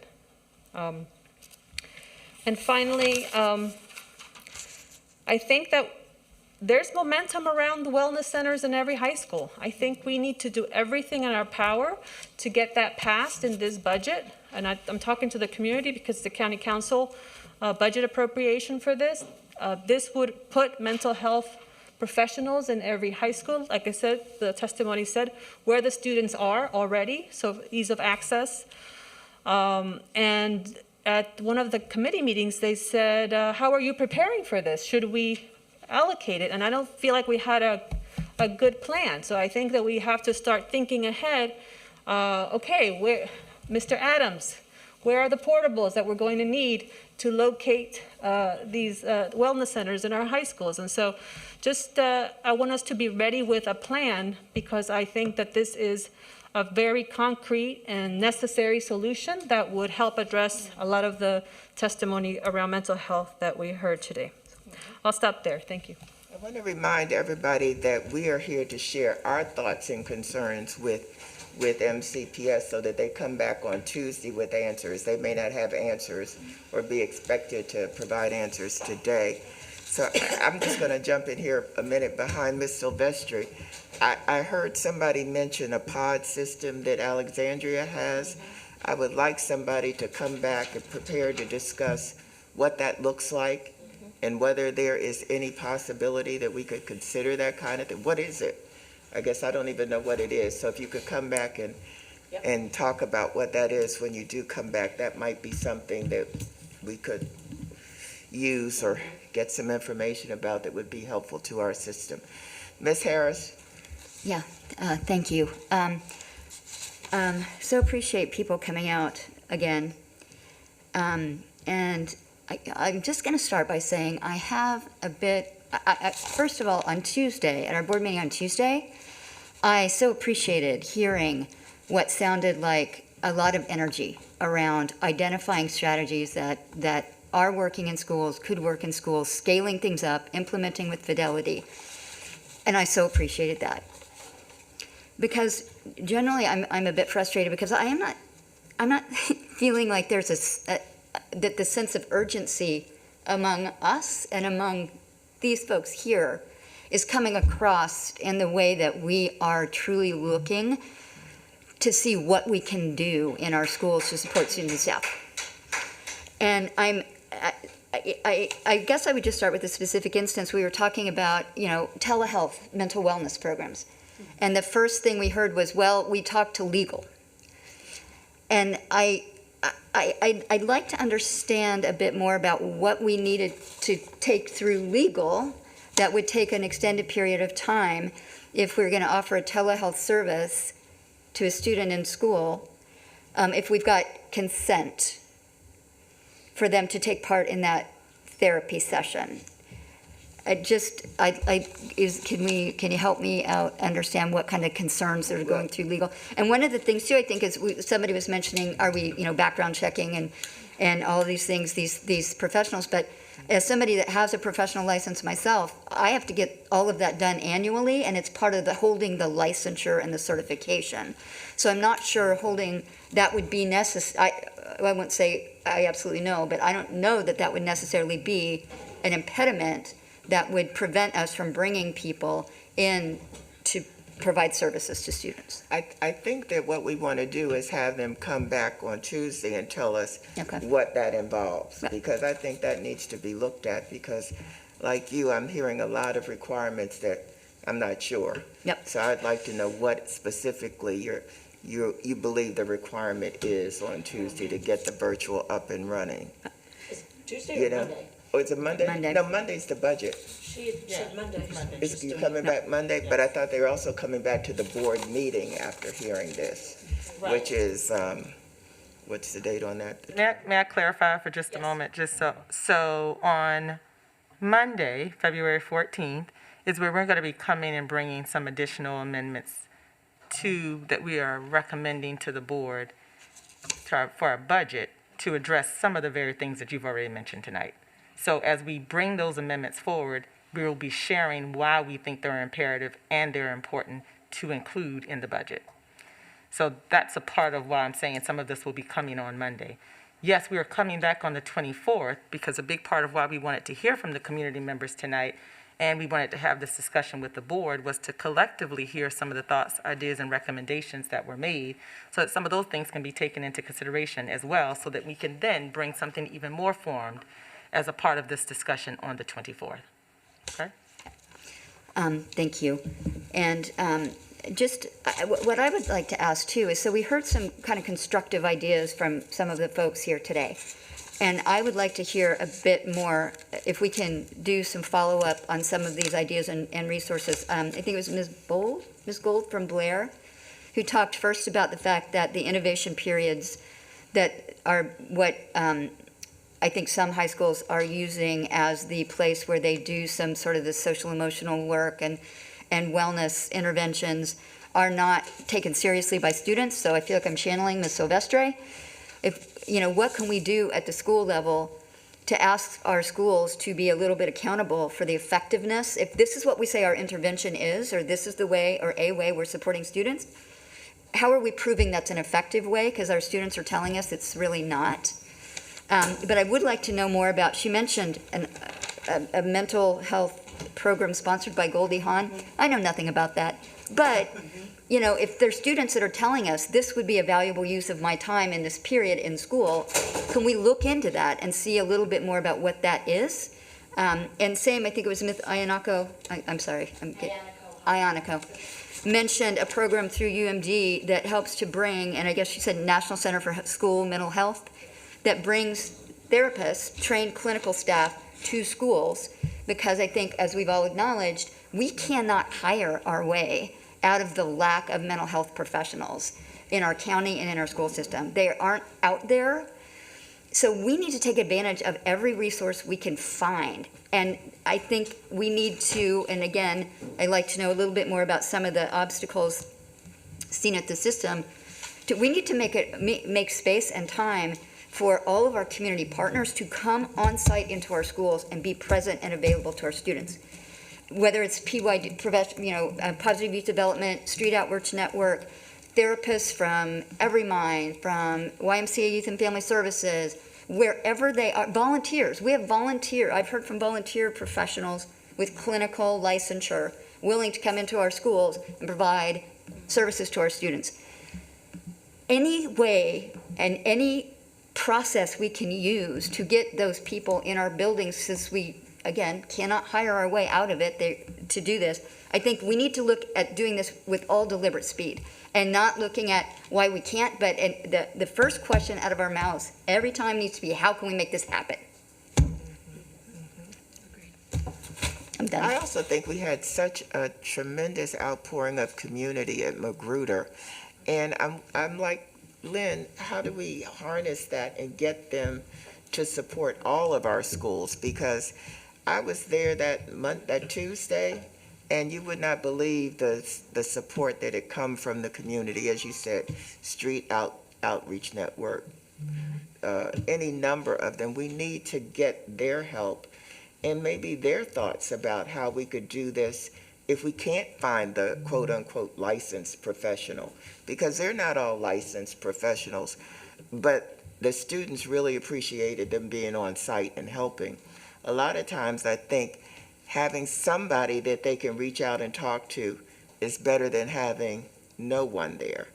And so if we can harness their energy and figure out how we can better use them, that would go a long way in my mind. Yep, and to Ms. Harris's point about urgency, I feel the same way about making sure people understand that we want all of our kids in school all the time as much as possible, and very me anyways, I'm supportive of if your child is sick, they should stay home. If not, they should be in school. So if we could have the conversation with the county before the 21st when their mandate lifts, so that we can determine as a board and as a system whether or not we need to take steps on our own, or if we can work together to eliminate some of these issues, it would be very helpful. We're going to do that work, as I mentioned earlier, in the coming weeks to make sure that we're having a discussion around our direction as Board of Education as it relates to mask. So I just want to reiterate that that will be a part of the discussion. The absolute commitment to keeping students in school is going to be a part of that. Because as you know, and I've said this before, we have very divergent opinions in our community. Some believe that keeping the mask on is what will keep our students safe to be in school, and some believe differently. So I just think that those are all the things that we're going to have to work through as a board. I will say I'm so glad that we're coming back, and we're talking about this on the 15th, and we know we're coming back on the 24th, because many of the things that you're mentioning in terms of the partnerships is exactly what we're going to be doing and sharing, and we want you to hear from some of those partners as well in terms of what that looks like in the coming weeks. There is an urgency, and I've said it before, and I'll keep saying it. Gone are the days in which we, as a system, can hire our way out of these issues. We actually have no, we should be doing this and working with community organizations and others, even outside of Montgomery County, to be providing the services that we need. One part of what we're going to share is, even in working with some of our community partners, there's a struggle with them as well in terms of trying to find the support. So, but with that said, I know in our conversations and our work together, we're figuring the problem out together. So those are topics that we'll be coming back to discuss, some on next Monday and then following on the 24th. Ms. O'Looney. Yeah, Ms. Wolf, I really appreciated your comments about bringing the support that we had at Magruder to all of our other schools, because while what happened at Magruder was incredibly tragic, unfortunately, gun violence isn't something that's new for a lot of our communities. And I think that's something that we should also be cognizant of, is a lot of our communities need that kind of support all the time. So how do we get that to them? And then adding on to Ms. Harris's comments about getting continuous feedback from our students about the services that we do offer so that we can continue to strengthen them and improve them. I think we heard from a lot of our students today that they don't feel like anything has changed, right? And I know from sitting at this board table that there are a lot of new initiatives that we've put into action this year and last year, but if we're not communicating that to students, then it's not even, there's not really a difference, right? Because it's not reaching the people who need it most. So I think that's a huge piece of the puzzle that we're missing, is how do we communicate the services that we do have for students outside of counselors, right? Because there's this huge perception in the student community that their counselor, the person that they're assigned to by their last name, is the only resource available to them, when we know that's not true. How do we communicate and make those resources more widely available? Ms. Maloney, I want to take it a bit further. I believe the communication to our students is one part of it. The other part that we continue to learn as we invite them into forums, and you've been there and we've heard it, is how are they feeling? What's their perception of the implementation of it? Because even if they are aware of it and may know that it's out there, if it's not serving them in a way that they find useful or helpful, we're still missing the mark. So I think communicating is one part of it, but it's also their perception and their experience of whether it's making a difference or not. And I use the counselor as an example because, you know, we heard in our student forums that, you know, they also want the counselors to be available, but they want the counselors to also know how to address some of the issues that they are facing. And I heard that loud and clear. So it's so many components to it, but important components that we really need to address. And I think the training and retraining of that is important, because many of these positions we've had for a long time, and let's be honest, they've evolved in so many different ways in terms of what's the focus of their work. So we want to equip the staff to be able to address the needs as well. That's, I was going to say, I completely agree with you. I think a great model for that was at one of our earlier operating budget work sessions. We talked about retraining our media services technicians, which is a completely separate issue. But, you know, when we have a shortage of IT specialists in our system, and that's an increasing need, just like mental health is an increasing need, how do we provide professional development to the staff that we already do have since we're struggling to get additional staff to make use of all the personnel we have. You know, that was a model that they used in Boston, Massachusetts. They trained everybody from the principal to the cafeteria worker to the bus driver to be able to support their students, and it worked really well a while back, so I agree with you there. Is Dr. Daka, is that got your light on? I had my light on because we were talking about not being able to hire people, and what are we doing about that? We know that there's a shortage all over the country, and for many years we've had a shortage of teachers, and I know that we met with staff on Tuesday, and we found that persons involved in education, the colleges and universities have dropped 35% of the programs that they had. But within Montgomery County Public Schools, we have had programs where we have trained people so that they could take over other jobs. And I will have to point out SEIU, our service employees, have had a program like that for a long time to get their diverse staff trained so that they can become teachers or counselors or whatever they want to do. The suggestions that we had from Dr. Nixon's office had to do with partnering with universities and hiring senior students who are in some of these areas. The mental health areas could be one place that we're looking, retired persons, asking them to come back to do things, having pop-up fairs, which means they're suddenly having a fair and it's not 6 months in the planning, but we're going to places where people frequent in order to convince them to come into the school system. And career programs for not just through SEIU, but for our teachers as well, if they want to change what they're doing. We are doing that, and we're also doing provisional certificates for persons who need to get some more courses to be able to continue with us. We also heard about wellness rooms, and I only think about things as an administrator and a teacher.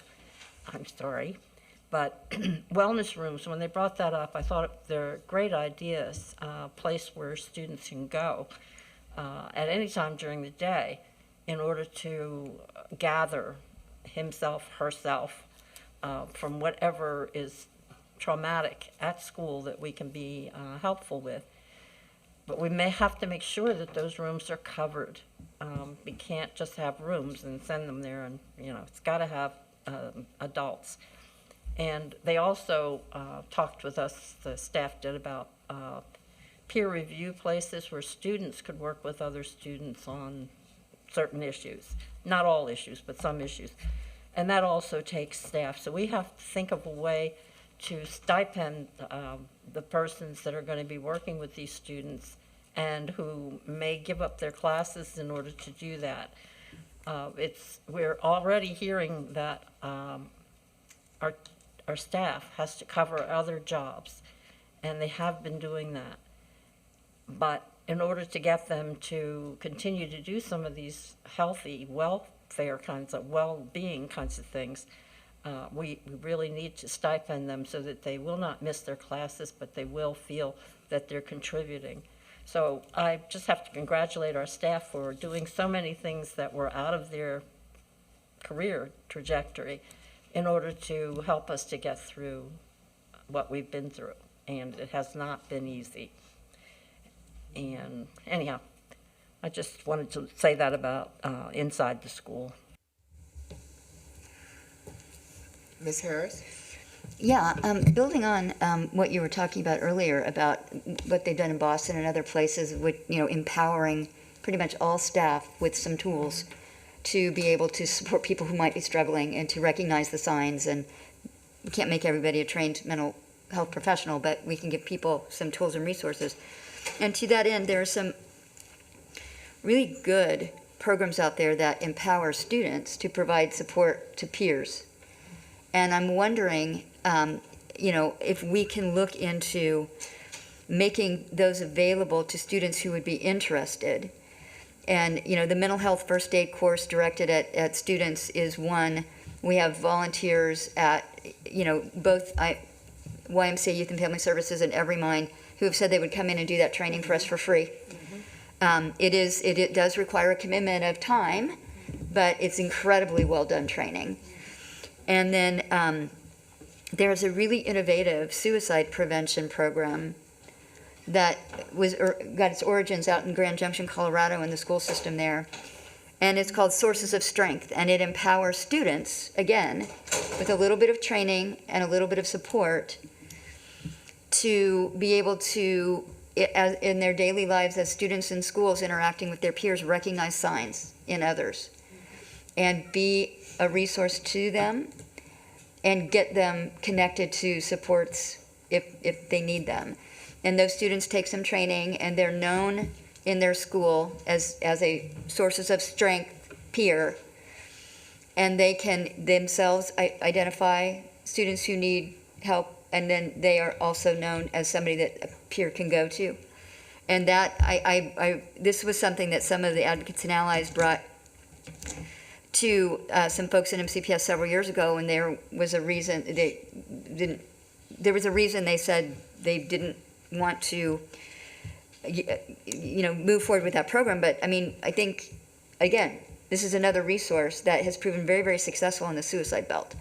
So if we can look into sources of strength as a resource to provide willing and interested students some training so they can support their peers. And then we have Our Minds Matter, which is a great program. We're piloting. It's in 14 high schools now. I've talked to some of those students. It's very student-driven, does require an advisor who has some mental wellness training because of the content that the students themselves deliver in their meetings. But 14 of our 25 high schools and none of our middle schools. So looking at, we have a grant supporting that program. We've paid for that access to those services. What will it take? And could we consider, I know some of the roadblocks in some of the schools has been finding a staff member who can take on that additional responsibility, because it is real. They meet twice monthly to plan meetings, and then they have meetings twice monthly, so that is a time commitment. But again, going back to, if we've got volunteers in the community with the necessary credentialing, could they come in and be the sponsors for those activities in our high schools and middle schools, so that we can, with all deliberate speed, make more resources that students themselves find meaningful? Because I think what we're hearing from students is some of the things that are being provided are not resonating with our students. And they're our customers, they're our audience. If they're telling us it's not working, we gotta listen. And then we need to pull them into the conversation to find out what would. And again, these are just a few that I know of, but I think these are all resources that are available to us. And I don't think mental health first aid training can be done virtually because of some of the nature of that work, but I believe sources of strength training can be done virtually, so that may be an opportunity as well. I like the idea of peer support. We've shown that has worked in other areas, the Minority Scholars Program being a big one. So I think we already have some peer support programs, but we certainly could strengthen them and maybe come up with some other options too. But we have several issues on the agenda, and one that I want some information on, or want to find something that works, is school climate, because I'm very concerned about the fights that we're having at our athletic events between schools, and we have to do something more. Whatever you're doing is not working, because it continues to be almost the same schools. I'd like to know if it's the same students, and if so, what are we doing? We have to find something other than, holding hands and yes, talking in circles with them about this. But something has to be done, and something that is clearly communicated to the students so that they know what to expect if this happens again. Mm-hmm. School safety, I'm coming to you, Rebecca, in a minute. School safety, we've heard a lot about SRO, and that's a very divided topic for our community, because I don't think we heard from any student tonight that wanted them back, maybe one. So we definitely will have to take up that discussion a little further, because although some of our community isn't excited about the CEO Point 2, is it CEO Point 2 program? It does represent a middle ground. I think it represents a middle ground that we cannot just dismiss. I personally am not in favor of returning SROs to the school, as anybody knows, but I did understand the model, and I hear our community. There has to be something that gives them a sense of security too. So I'm going to go to Ms. Mandrowski next. Thank you. Well, you touched on one of the things that I was going to bring up, but just to finish the mental health aspect of things, someone had asked me a question about the ability to lower social worker requirements.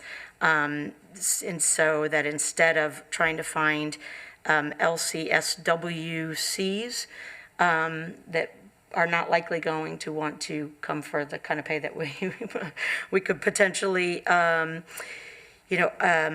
hire LBSWs that are getting their masters, and work with them, and maybe, our local colleges to get additional credits for even, or however.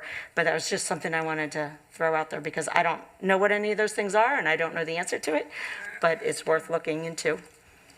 I did want to respond to that for just a moment, because I thought we touched on that at our last board meeting in terms of our partnership with the universities, bringing on the interns, and how we actually have, we've actually looked at the requirements for the social workers, and in partnership with others have said that's not working, so we've taken the very avenues that you mentioned.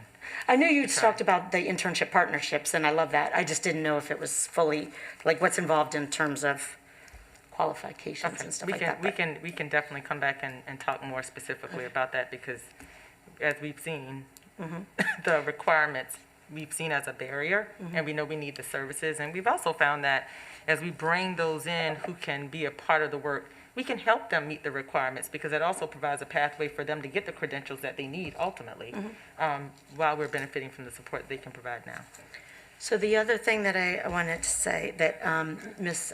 Wolf already kind of started with is the culture, the concerns that I have, the strong concerns that I have with the culture in our schools and in our community. And, as I said to my colleagues when we first started having this conversation about a special meeting to discuss these issues, everybody has an opinion as to where it's coming from or what the issue is.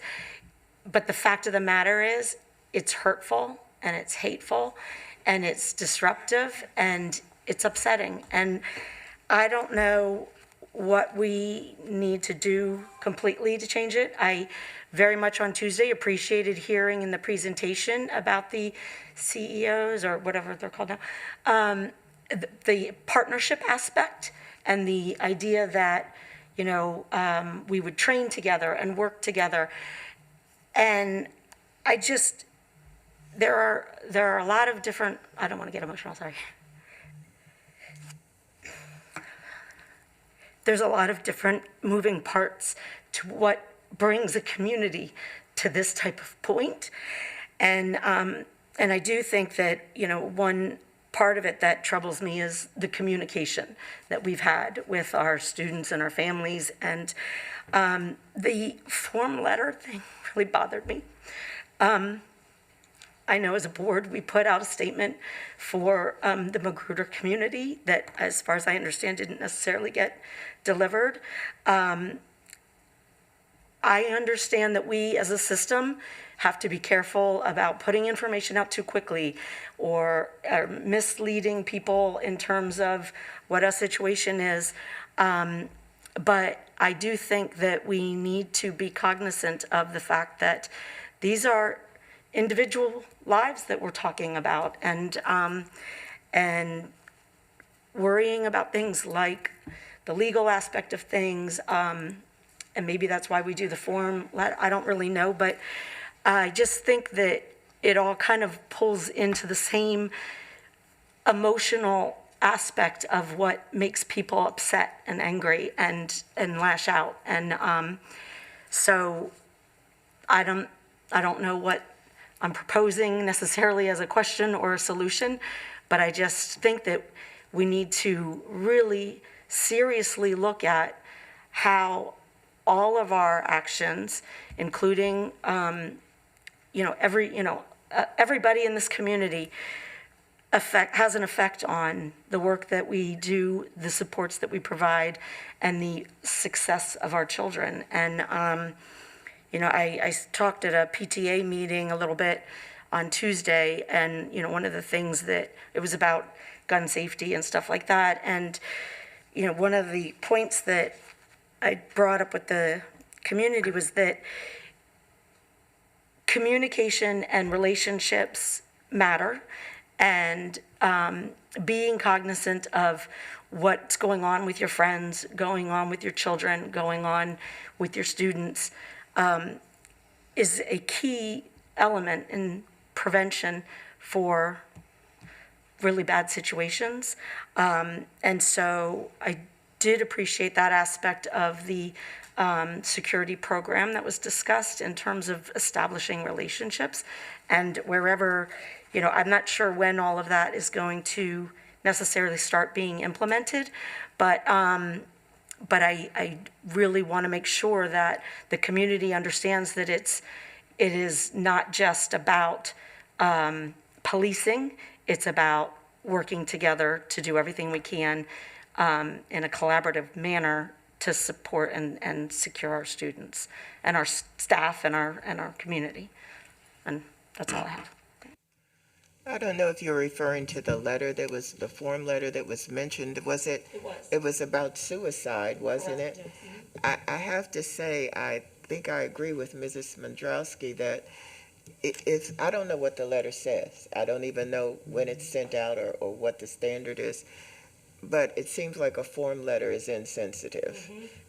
So maybe that's one thing that you could take a look at and come and talk to us about when you come back, about how we can make adjustments, because if something is going on to that level that you need to send a letter, unless you're sending it over to the counselor to know that so that they can reach out, but if it's going to a family, it's a little bit insensitive. So I don't know who it goes to. I don't know what she was referring to, but if you could help me understand that when you come back, I'd appreciate it. Does anybody else have anything they want to add to this? Okay, at this time, I'll entertain a motion to adjourn. Move to adjourn. All in favor, raise your hand. And that is unanimous. Thank you, everyone.